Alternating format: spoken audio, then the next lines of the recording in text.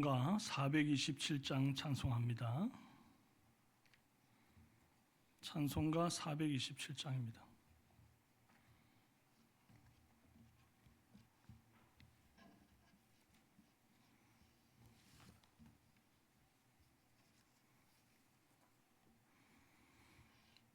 마음 가난한 사람 복이 있나니 천국이 그들의 것임이요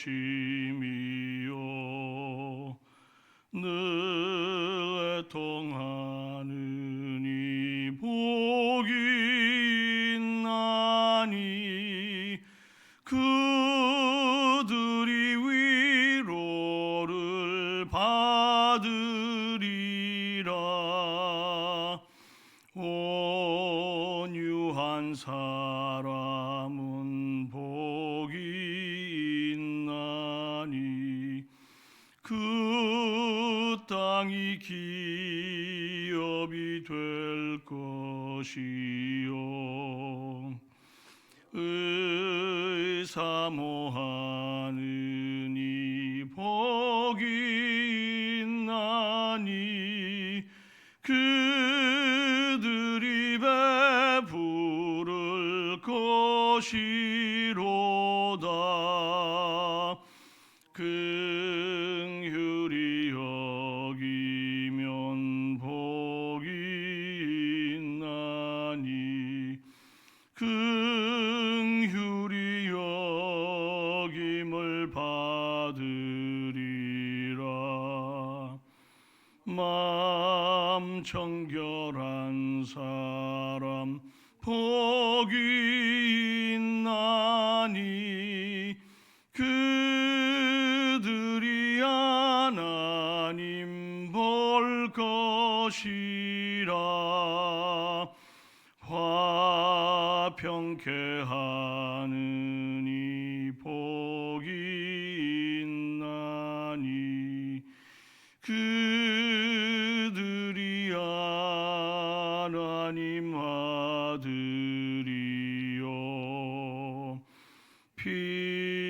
핍박을 받는 이 복이 있나니 천국이 그들의 것임이라. 주 위에 욕보면 복이 있나니 하늘의 큰 상을 받으리라. 성부와 성자와 성령께 영광 영원히 돌리세. 할렐루야.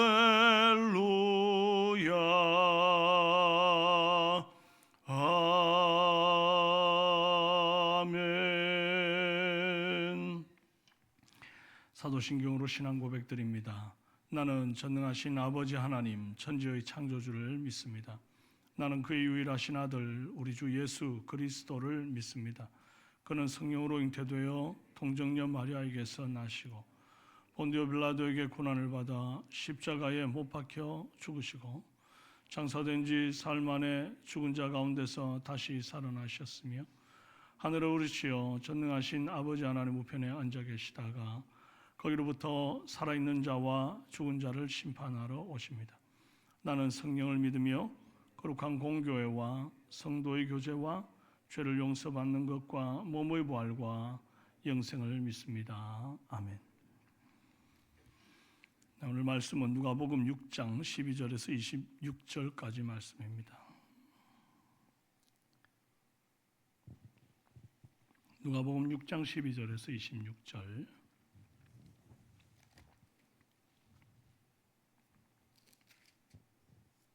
신약성경 98페이지입니다. 교독하겠습니다.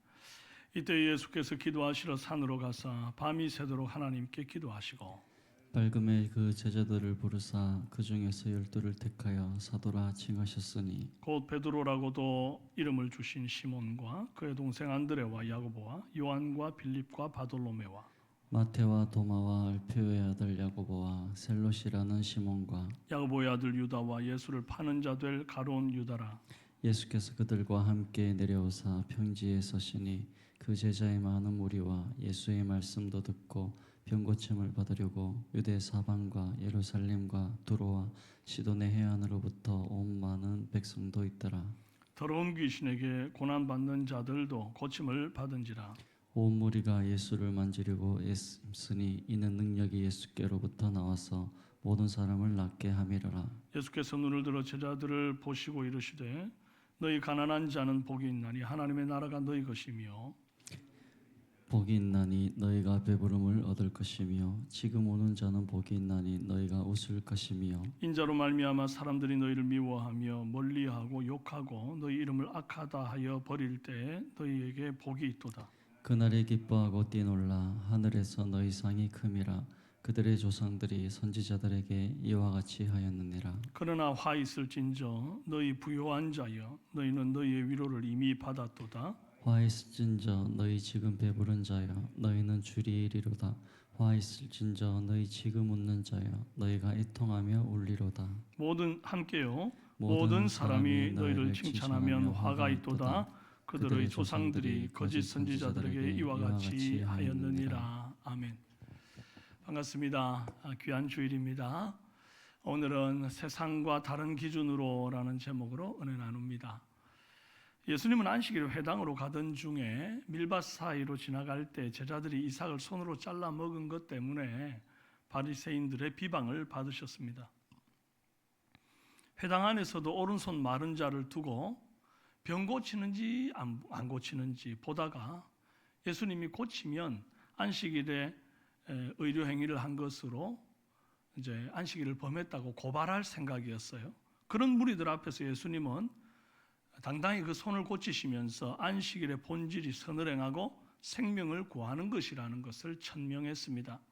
그러나 그러면 그럴수록 이 적들은 늘어가고 그들의 노는 커져갔어요. 11절에 그들은 노기가 가득하여 예수를 어떻게 할까 하고 서로 의논하니라.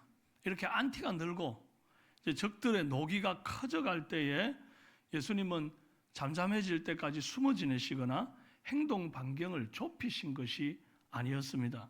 오늘 본문 12절에 이때 예수께서 기도하시러 산으로 가사 밤이 새도록 하나님께 기도하시고 밝음에 제자들을 부르사 그 중에서 12를 택하여 사도라 칭하셨으니, 이것이 예수님의 문제 해결을 위한 전공법입니다. 기도로 돌파하고 또 대적들의 반대에 굴하지 않고 마땅히 할 일을 해 나가시는 것입니다. 공식적으로 이제 12제자를 뽑았으니까 이제 이들과 하나님 나라의 일을 함께 세워갈 계획입니다. 잘 보면 대적들도 함께 뭉칩니다. 예수를 어떻게 할까 서로 의논하면서 악한 꾀에 힘을 더하고 사람을 더하고 권력을 더합니다. 악한 일도 혼자 하면 힘을 못 받아요. 함께 할 때에 힘을 발휘합니다. 그러니 악한 자들도 공범을 더하고 조직을 꾸리는 것이죠. 반대로 선한 일도 혼자 하는 것보다 함께 할 때에 더 힘을 발휘합니다. 동력자를 모으고 팀워크를 만들고 공동체로 일할 때 하나님 나라의 사역이 힘을 받습니다. 그리고 다시 산 아래로 내려오사 평지에서 사역을 시작하셨다 이거죠. 여러분, 우리도 기도해야 하고 또 함께 공동체로서 주님의 나라의 사역을 위해서 힘쓸 때에 하나님의 나라가 속히 확장되어 가는 줄로 믿습니다. 이제 하나님 나라의 사역이 산 위에서와 산 아래에서 조화를 이루어야 합니다. 균형을 잡아야 합니다. 산 위에서 하나님께 기도하는 게 좋다고 이 속세를 등지고 그냥 산에 있어서만 안 되고, 세상을 바꾸겠노라고 산 아래에서만 발바닥에 땀나도록 뛰어만 다녔어도 안 됩니다. 예수님처럼 산 위에서 기도하며 주님의 인도하심을 받고 난 다음에는 산 아래로 내려와서 백성들을 만나고 그들을 고치고 가르치는 하나님 나라의 사역을 해야 합니다. 그리고 충분히 사역한 다음에는 다시 산으로 올라가서 주님의 음성 앞에 고요히 나아가 영적인 충전을 받아야 합니다. 오늘 우리의 삶이 그래야 돼요. 지금처럼 조용히 하나님 앞에 나와 기도하는 이런 영적인 충전 시간, 이 시간 이후에야 비로소 세상 가운데 나아가서 가정과 직장에서 성령의 인도를 받으며 하나님 나라를 위해 땀 흘릴 수 있다 하는 것입니다. 이 둘을 다 조화롭게 만들어가는 저와 여러분 되시기를 바랍니다. 이때 예수님께 나오는 무리들이 참 많았어요. 17절에 보니까 그 제자와 많은 무리와 예수의 말씀을 듣고 병고치를 받으려고 유대 사방과 예루살렘과 두로와 시돈의 해안으로부터 온 많은 백성도 있더라. 더러운 귀신에게 고난받는 자들도 고침을 받은지라. 온 무리가 예수를 만지려고 힘쓰니 이는 능력이 예수로부터 나와서 모든 사람을 낫게 함이러라 그랬어요. 예수님을 세리와 밥 먹는다고 비난하고 또 금식하는 요한의 제자들과 비교하고 안식일에 병 고친다고 또 배척하는 그런 사람들도 있었습니다. 그러나 예수님만이 병 고침과 귀신 들림에서 나를 구원할 수 있는 유일한 의원이신 줄을 알고 예수님 앞으로 나온 사람들이 더 많았다는 것입니다. 그러니까 가로막고 배척하는 사람들 때문에 나는 일 못하겠다, 그건 옳지 않다는 것입니다. 오히려 하나님의 이 사역을 정말 기뻐하는 자, 예수님의 하시는 사역에 대해서 정말 은혜를 받기를 사모하는 자, 그런 자들이 더 많았어요. 맛집에는 손님들이 찾아와 줄을 섭니다. 용한 의원이 계신 병원에는 알아서 환자들이 찾아와 줄을 서죠. 당시에 열악한 의술도 문제였겠지만 이 가난한 자들은 그마저도 의료 혜택을 볼 수 없는 상황이었습니다. 그러니까 무엇보다 귀신 들림이라고 하는 것은 이게 의사가 해결할 수 있는 부분이 아니었단 말이죠. 그들 나름대로 할 수 있는 모든 방법을 동원해서 자신들의 문제를 해결하기 위해서 노력했을 거예요. 의원도 만나봤겠고 또 심지어 하다 안 되니 신접하는 사람들을 만나서 굿도 해봤을 거고. 그러나 고침받지 못했던 자들이 이제 어둠 속에 한 줄기 빛을 만난 것처럼 만병의 원이신 예수님의 소문을 듣고 벌떼처럼 날아왔습니다. 주님은 당신의 능력을 돈 버는 수단으로 쓰지 않으셨습니다. 수많은 병자들에게 최소한의 진료비라도 받았다면 아마 그 당시 예루살렘에서 가장 크고 비싼 건물주가 되었을 것이에요. 그런데 예수님은 하나님으로부터 받은 능력을 모든 사람들에게 거저 베푸셨어요. 그리고 두로와 시돈 지역 이방인들까지도 외면하지 않고 고쳐 주셨습니다. 주님의 사랑에는 국경이 없고 차별이 없습니다. 우리의 사랑도 그래야 합니다. 예수님은 병고침 이후에 이제 설교를 시작하셨어요. 저는 이 순서가 아주 중요하다고 봅니다. 설교하고 그 들은 자만 병 고치는 게 아니라 병 고쳐 주시고 난 다음에 설교를 했다. 저는 이 순서가 중요하다, 그래 보는 거죠. 여러분, 예수님은 병자들, 귀신 들린 자를 세워두고 일단 복음이 먼저다. 복음을 듣는 사람만 내가 진료해 줄 거다. 그렇게 복음 전도를 위해서 이제 이 백성들의 그 병을 더디 고쳐주시는 그런 분이 아니었습니다. 다 고치시고 낫게 하신 후에 교육하셨어요. 사랑과 섬김과 위로의 나눔 후에 설교를 듣고 교육하는 순서로 진행할 때에 마음이 열려서 말씀을 더 잘 받을 수 있었다, 이것입니다. 예수님의 평지 설교는 지금까지 랍비들에게서 듣던 내용과는 확연히 다른 내용이었습니다.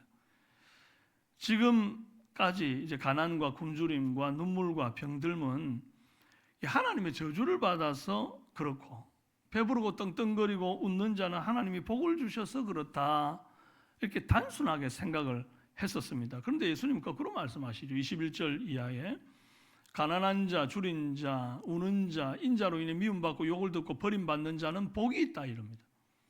하나님의 나라가 너희 것이고 줄인 자는 배부르고 우는 자는 웃고 인자로 인해 미움받는 자는 하늘의 상을 받을 것이다. 인생 역전을 말씀하는 겁니다. 얼마나 이 말씀이 그들에게 소망이 되고 위로가 되었겠습니까? 그렇다면 어떻게 해야 이렇게 인생 역전하는가? 그 방법이 뭔가? 세상 사람들은 인생 역전하려면 남들보다 더 스펙을 쌓아야 되고 더 죽도록 일하고 이악 물고 돈을 모아야 한다고 말합니다. 하지만 주님이 말씀하시는 인생 역전에는 그런 게 없습니다. 인자이신 예수님 앞으로 나온 것만으로 인생 역전이 되는 것이죠. 예수님을 만나고 예수님을 믿은 것으로 복이 있고 역전되는 거예요. 23절 그날에 기뻐하고 뛰놀라 하늘에서 너희의 상이 큼이라. 하늘에서 예비된 상급이 곧 복입니다. 그래 너희에게 복이 있다. 이제부터는 이제 고생 안 하고 편안하게 막 떵떵거리며 살 거다. 그리 말씀 안 합니다.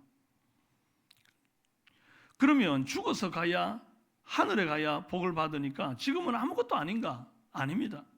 하늘에 예비된 영원한 상급이 있음을 알고 지금 잠깐의 고생도 아닌 것으로 받는 것이죠. 지금 이 고난은 장차올 영광과 좋게 비교할 바가 안 되는 것인 줄 알기 때문에 기쁘게 견딜 수 있다 이 말입니다. 이 고난을 다른 의미로 해석할 수 있는 것입니다. 반대로 화가 있는 자들이 있어 24절 이하인데 화 있을진저 지금 배부른 자여 너희는 줄이리로다. 왜 지금 배부른 자가 화가 있는가? 그 땅에 수많은 배고픈 자를 외면하고 인애와 긍휼을 버렸기 때문입니다. 지금 웃는 자, 지금 모든 사람에게 칭찬받는 자 다 화가 있다 했어요. 그것도 인생 역전이죠. 안 좋은 쪽으로, 나쁜 쪽으로. 지금은 웃지만 훗날 주님의 심판 아래 울게 될 것이다. 그들은 이 땅에서 받을 위로를 이미 다 받은 것이다. 하늘 아래 받을 위로가 없다. 그렇게 말씀을 하는 것이죠. 이 예수님의 병고침, 귀신을 쫓아내심과 하나님 나라의 복음을 선포하신 이 사건은 하나님의 나라가 이 땅에 임했음을 알리는 신호탄과 같은 사건이었습니다. 400년간 침묵하셨던 하나님이 아들을 보내어 말씀하기 시작한 것이죠. 자기 백성을 돌보시는 하나님이 그들을 괴롭히던 병마와 귀신을 꾸짖었습니다. 내보냈어요. 세상의 기준과 잣대로 백성들을 외면하고 자기 배만 불리고 자기만 웃고 자기만 칭찬을 듣던 백성들을 향해서 꾸짖었습니다. 그들을 심판하십니다. 예수님 오실 길을 예비하는 이사야 선지자와 세례 요한의 외침이 성취되는 중이죠. 뭐라고 그랬습니까? 모든 골짜기가 메워지고 모든 산과 작은 산이 낮아지고 굽은 것이 곧아지고 험한 길이 평탄하여질 것이며 모든 육체가 하나님의 구원하심을 보리라 함과 같으니라. 이사야도 이렇게 예언했고 이 예언을 세례 요한이 받아 했지 않습니까? 그럼 예수님이 이 일을 하시는 겁니다. 지금 병자를 고치고 귀신을 쫓아내고 오히려 지금 웃고 떠드는 자들, 지금 누리고 만족하는 자들은 그 교만을 낮추셔가지고 높이를 돋우신단 말이죠. 우리는 세상의 기준과 다른 이 하나님 나라의 기준, 하나님 나라의 질서와 원칙을 아는 자들입니다. 잠깐 있다가 이 땅에서 부귀와 영화에 목매어 웃고 즐기고 그리 살다가는 주 앞에서 화를 받고 우는 인생이 되는 것입니다. 우리 그리 살지 말자 이거죠.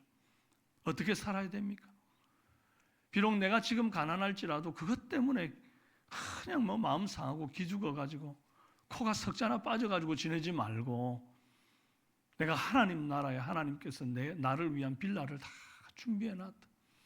자신감과 소망을 갖고 그렇게 평강 가운데 거하기를 바라며 또 그 와중에 하나님 내게 주신 은혜와 물질이 있다면 인애와 자비와 긍휼로 백성들을 대하고 예수님처럼 병든 자와 약한 자를 돌아보며 나누고 사랑하는 그런 저와 여러분 되기를 주님의 이름으로 축원합니다.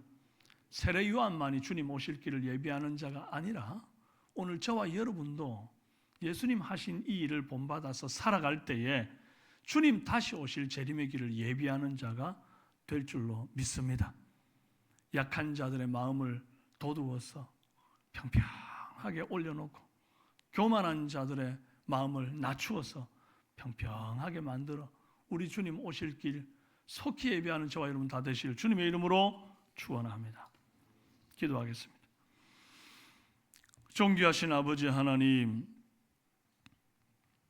세상은 지금 배부른 것이 마치 전부인 것처럼, 지금 떵떵거리고 누리고 지금 웃는 것이 마치 승리한 것처럼 하는 그렇게 여길지라도 우리 주님은 절대 이 땅의 인생이 끝이 아니다.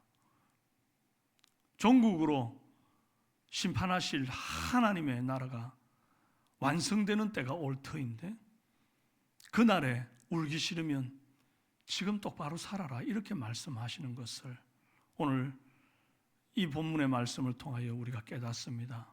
아버지 하나님, 정신을 차리게 하옵소서. 이 땅을 살면서 내 눈에 보이는 것, 내 손에 잡히는 것이 전부인 것처럼 살아가지 말게 하시며, 예수님처럼 남들이 뭐라든지 간에 약한 자들의 편이 되어주고 그들의 아픔을 어루만지며 또 고치며 회복시키며 함께 울며 함께 세워나가는 하나님 나라를 정말 속히 일으키는 자들이 되게 하여 주옵소서. 세례요한처럼 주님의 재림을 준비하는 우리 삼성의 성도들 다 되게 하시기를 간절히 원합니다. 오늘 귀한 주일 사랑하는 성도들 원근각지에서 나올 때에 은혜를 주시고 그들 안에 예비된 심령으로 하나님을 만나게 하시며 주님의 얼굴빛을 우리 가운데 비추시는 복된 주일 되도록 역사하여 주시옵소서. 예수님 존귀하신 이름으로 기도합니다. 아멘.